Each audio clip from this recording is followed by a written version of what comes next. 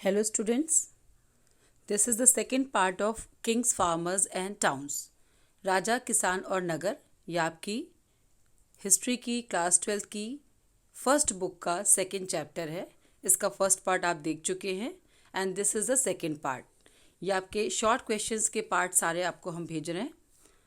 इस short question में पहले भी आपको हमने अप्रॉक्सीमेटली 15 क्वेश्चन सेंड किए थे, तो 3-4 पार्ट्स में आपका पूरा चैप्टर कवर हो जाएगा. First question of this part is who issued the first gold coins? सबसे पहले सोने के सिक्के किसने शुरू किए थे? आपको पता है सबसे पहले सोने के सिक्के जो शुरू करने वाले शासक थे भारत में वो थे कुषाण. कुषाण शासकों ने सबसे पहले गोल्ड कॉइन्स स्टार्ट किए थे. ओके. सेकंड क्वेश्चन आपका है पंजाब और हरियाणा की जो ट्राइबल कम्युनिटी थी उसका क्या नाम था? Name the tribal community of Punjab and Haryana.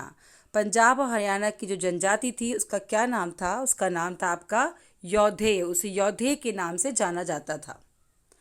Third question है हु वर प्रतिवेदकाज. ये प्रतिवेदक कौन थे?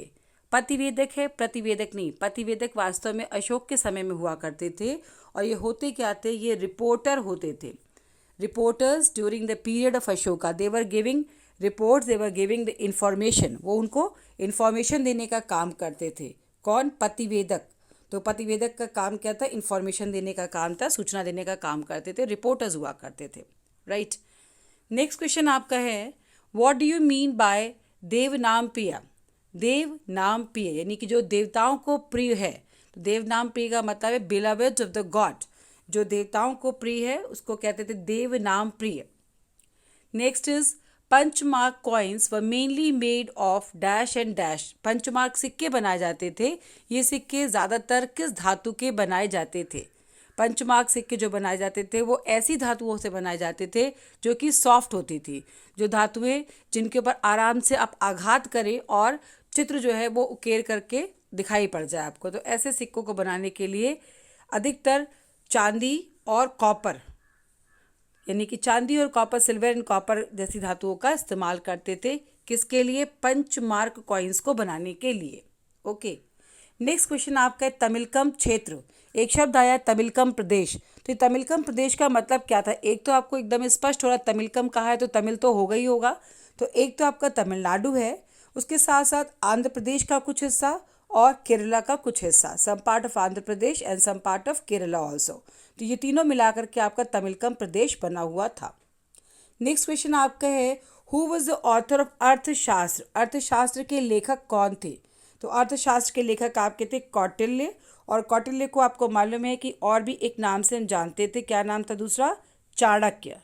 तो अर्थशास्त्र के लेखक आपके थे कौटिल्य. इन्हें हम चाणक्य के नाम से भी जानते हैं.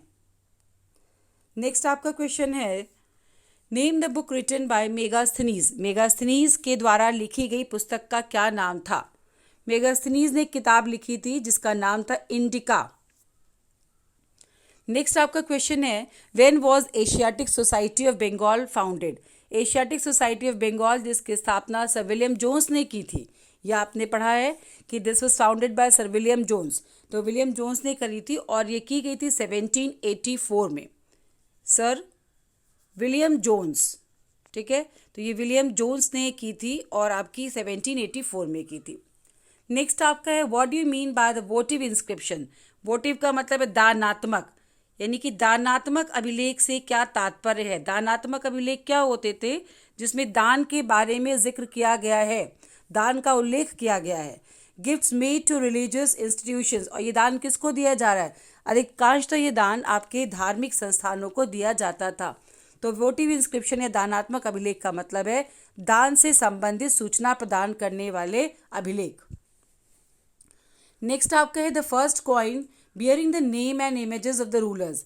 शासक की का चित्र यानी कि इमेज और नाम वाले सिक्के सबसे पहले किसने चलाए थे? हिंद यवन शासकों ने. Indo Greek. इंडो ग्रीक का मतलब है हिंद यवन शासकों ने सबसे पहले ऐसे सिक्के चलाए थे जिसमें शासक का चित्र और नाम भी लिखा हुआ था. ओके. नेक्स्ट क्वेश्चन आपका है what do you mean by the guild और श्रेणी. एक शब्द आया है गिल्ड या श्रेणी. तो ये श्रेणी का क्या तात्पर्य था या गिल्ड का क्या तात्पर्य था?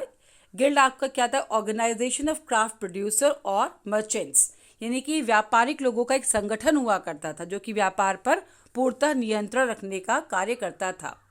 नेक्स्ट आपका क्वेश्चन है, किंगडम्स इमर्ज इन डेक्कन। दक्षिण में कौन कौन से उस समय राज्य थे जिनका उद्भव हुआ था? तो 3 खास करके आप जानते, चोल, चेर और पांड्य, राइट। तो उस समय आपके चोल, चेर और पांड्य, ये 3 राज्य आपके थे, चोलाज, चेराज एंड पांड्याज। ये किंगडम्स आपके कहाँ थे? दक्षिण भारत में थे। नेक्स्ट आपका क्वेश्चन है, तमिल टेक्स्ट जो आपका लिखा गया, संगम टेक्स्ट लिखा गया है, उसकी लैंग्वेज क्या थी?